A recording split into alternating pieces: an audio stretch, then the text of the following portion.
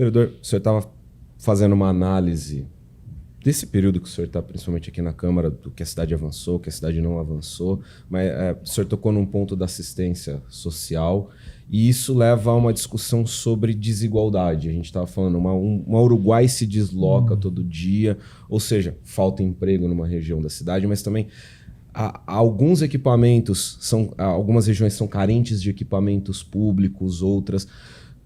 Como o senhor avalia o avanço da luta contra a desigualdade aqui na cidade, nessas várias vertentes dela, e o que o senhor enxerga que é primordial que a cidade faça para diminuir um pouco as muitas desigualdades que ainda tem?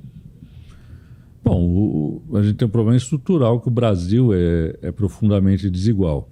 E você não vai ter numa cidade só a quebra desse parâmetro, dessa estrutura. Mas é evidente que a cidade tem espaço para combater a desigualdade. Sim. E a gente precisa ter políticas públicas para isso, precisa ter investimento, precisa ter foco, precisa ter continuidade nas políticas. E a gente vive um momento de crise muito grave no país. E tem áreas que inexplicavelmente na cidade de São Paulo não acompanham. Apesar de ter um orçamento, você sabe que eu gosto de discutir orçamento, de ter muito dinheiro em caixa, de tudo mais que a gente cansou de falar aqui, cansa de falar, você não consegue entender. Apesar de estar no discurso do prefeito Bruno Covas, quando ele, dia 1º de janeiro, quando ele veio tomar posse aqui na Câmara, ele falou que a missão do governo era combater a desigualdade. O prefeito Ricardo Nunes continua nessa toada, mas as ações não são nesse sentido, né? E as pessoas não são o que elas dizem, são o que elas fazem, né? Infelizmente, a gente tem muitas áreas aí que estão abandonadas, porque você tem, por exemplo, um instrumento que não foi criado nessa gestão nem na outra, que foi criado ao longo do tempo, que são os CCAs, por exemplo, Centro de Criança e Adolescente, que é o contraturno escolar, mas que tem um papel não só de contraturno escolar, de reforço, mas de relação com as famílias e com todas as suas carências. Global, né? É algo que vem perdendo espaço, né? Você fecha convênio e não abre convênio novo. Você vai lá no Paraisópolis, fechou um CCA e não abriu outro. Você vai no Capão Redondo, lá no Parque Fernanda, fechou um CCA, não abriu outro. Vai no Jardim das Rosas, fechou um CCA, não abriu outro. Vai no Jardim Irene, fechou um CCA, não abriu outro. Então você vai perdendo, e são poucos, né? Então você teria que ter uma política muito maior nessa área para falar de uma área importante, que é cuidar das nossas crianças e adolescentes e darem a condição a ela de ter, além de ter uma educação de qualidade, que a gente precisa melhorar muito, né?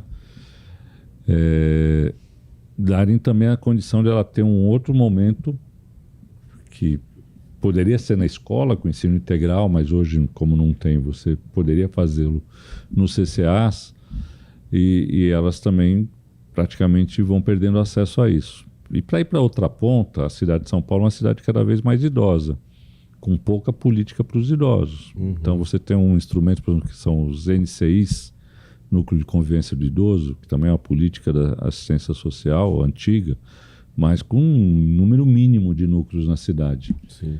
E a gente tem uma população idosa, principalmente mais pobre, muitas vezes ela está abandonada, ela está sozinha, ela está dentro de casa, ela está adoecendo por essa falta de espaço social, de um lugar para ela, né, na sociedade, e isso não se combate com remédio antidepressivo, isso se combate com integração, com participação. E para isso é uma política que não é cara e a gente não entende como ela não é massificada. E várias outras, né?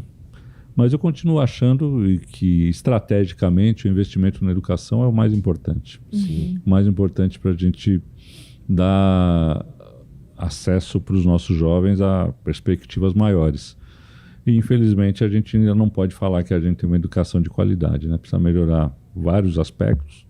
A parte estrutural até das escolas ainda tem problemas, mas é muito melhor do que as escolas estaduais.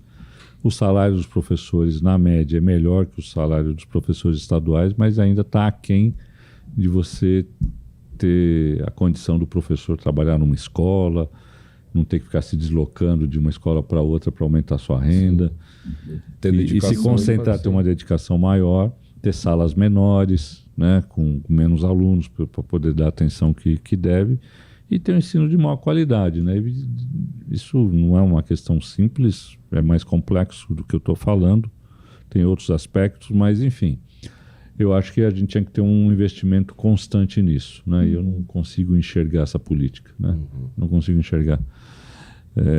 Então isso é um problema.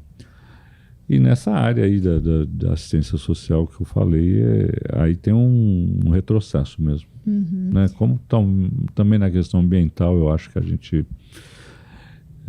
avança pouco, tem retrocessos, né? A gente tem as represas, enfim, sem fiscalização das áreas, com desmatamento, com ocupações irregulares que não são aquelas antigamente de movimento organizado, muitas vezes é o crime organizado que ocupa.